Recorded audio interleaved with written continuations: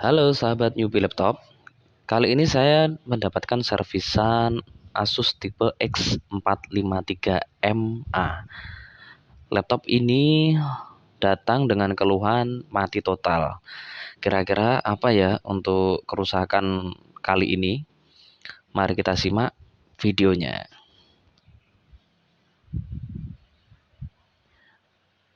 Ya, kita siapkan terlebih dahulu obengnya untuk kita bongkar. Nah, kali ini kita bongkar bautnya satu persatu seperti biasa ya. Kita bongkar dengan hati-hati agar ketika bekerja dengan hati-hati itu bisa menjadikan hasil yang maksimal. Oke.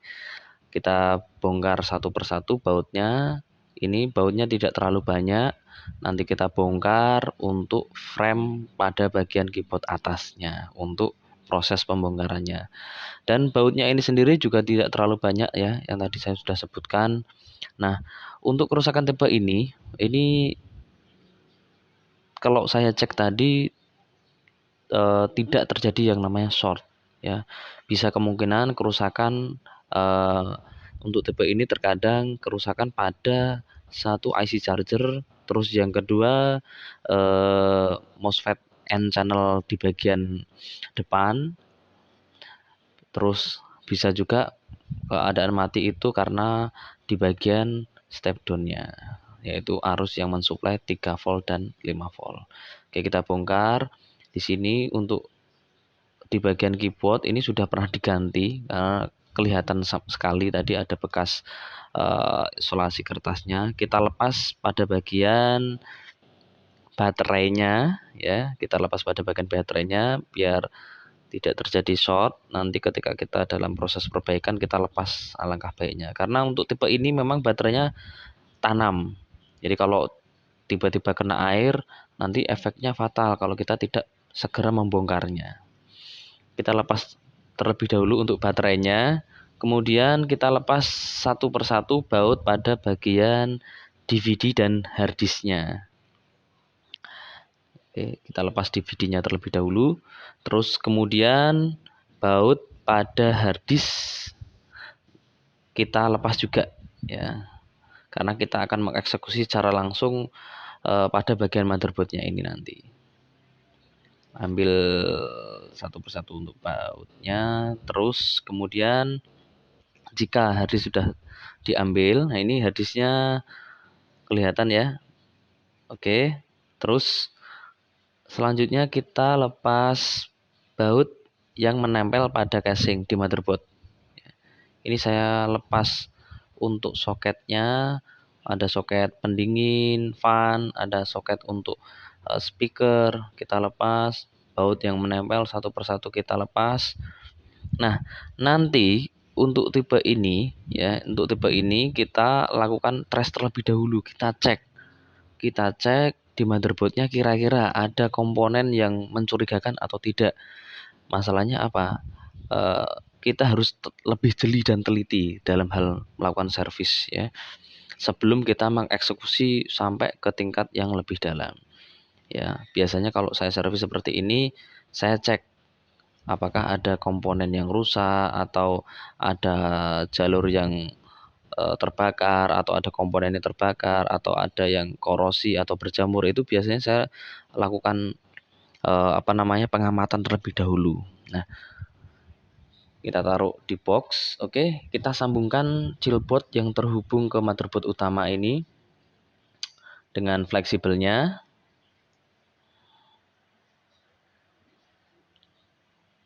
Nanti kita akan ukur terlebih dahulu arus V-in atau arus 19 volt yang masuk ke dalam motherboard ini kira-kira tersebar atau tidak ya. Kita lakukan. Nah, ini saya sambil mengamati ada yang mencurigakan atau tidak. Ini kalau sekilas saya amati nggak ada yang mencurigakan, tidak ada komponen yang terbakar ataupun jalur-jalur yang mungkin kelihatannya memang mencurigakan. Memang nggak ada ini. Ya, ini kita cek menggunakan tester. Agak ribet ini untuk posisinya ya. Nah, ini saya coba lakukan pengecekan kira-kira ada short atau tidak ya. Ini kita langsung tancapkan probe merah pada ground, terus probe hitam pada jalur 19 volt. Nah, tentunya untuk posisi saklar di multitester yaitu di posisi X10 atau kali 10 ya. Kita letakkan probe hitam pada jalur 19 voltnya. Ya, ini ternyata posisinya belum belum sesuai tadi sahabat newbie. Oke, ternyata tidak ada tanda-tanda korsleting ya, atau short.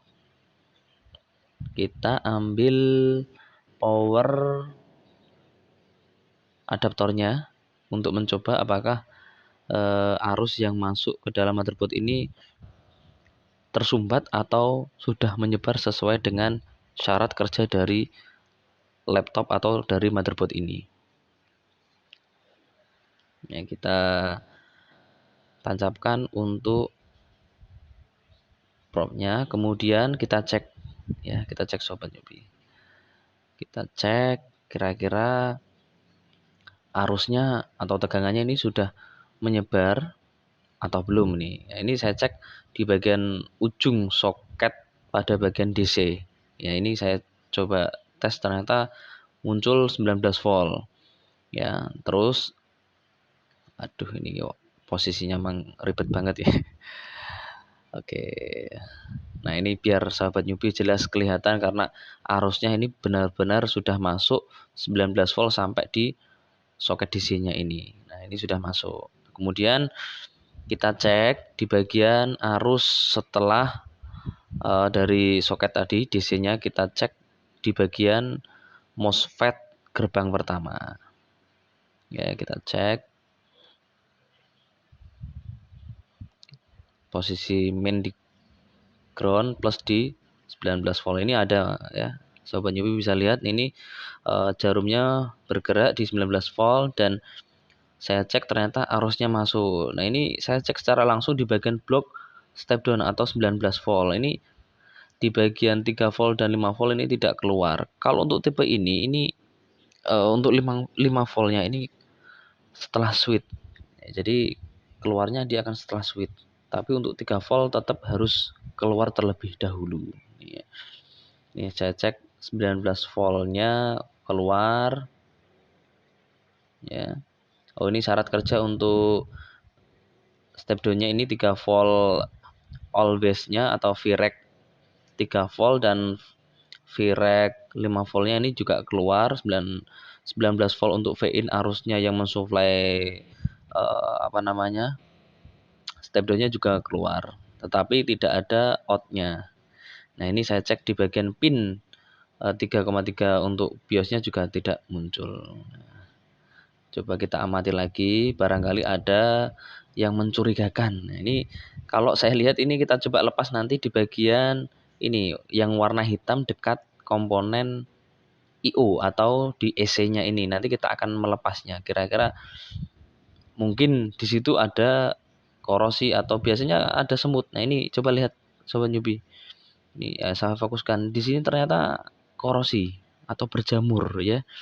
Ini kemungkinan berjamur. Nanti kita akan membersihkan menggunakan thinner ya, kita bersihkan, kita sikat atau kita kuas pakai thinner ya. Saya pakainya thinner super kalau untuk pembersihannya. Ini nanti kita sikat biar bersih agar korosi yang berjamur pada di kaki I/O atau EC-nya ini nanti biar bersih. Nah, ini kita sikat terlebih dahulu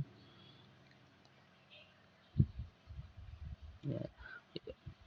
Kalau memang dirasa belum bersih, coba sambil disolder ulang di pin kakinya ya. Di sini cukup saya bersihkan terlebih dahulu. Nah, ini untuk kerak-kerak di sini juga masih kelihatan sambil saya sikat. Nah, nanti kalau sudah disikat kita diamkan sejenak, nanti kemudian kita cek apakah arus yang keluar atau arus yang dibutuhkan di motherboard tadi sudah sesuai atau belum. Nah, ini coba sobat newbie amati, sudah bersih, tidak berjamur atau korosi seperti tadi ya. Ya, oke. Kalau sudah, kita testing untuk kita nyalakan. Nah, ini biar sahabat newbie jelas ya. Nah, di sini pin-pin masih ada yang kelihatan korosi dikit ini sahabat newbie. Ini saya gunakan pin set, saya bersihkan biar nantinya ke depannya itu tidak berimbas pada jalur yang lainnya. Oke, dirasa ini sudah cukup bersih. Nanti setelah ini saya akan mencoba kondisinya bisa menyala atau tidak. Ya, kadang servisan seperti ini sepele sobat newbie. Tidak terlalu susah. Nah, ini muncul ini indikatornya ya. Muncul, kita nyalakan coba. Nah, ini indikator charging juga sudah keluar. Kita tekan tombol power on, ini menyala sobat newbie. Ya, alhamdulillah hanya bermodalkan thinner ya dan sikat, cukup kita gosok-gosok laptopnya bisa menyala ya.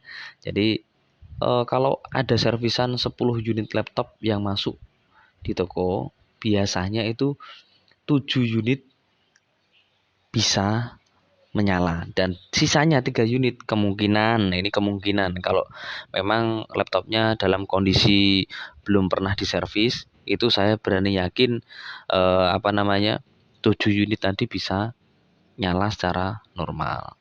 Nah, ini tadi kerusakan yang sangat simpel sobat newbie. Nah, terkadang orang itu pemikirannya sampai jauh, waduh ini nanti kerusakan di bagian mana ya, Nah, makanya kita dibutuhkan ketelitian ya. Coba kita pasangkan di bagian LCD-nya kira-kira bisa tampil atau tidak sobat newbie. Aduh, kok sampai jatuh gitu ya. Oke. Sudah kita tancapkan, coba kita nyalakan, tekan tombol power.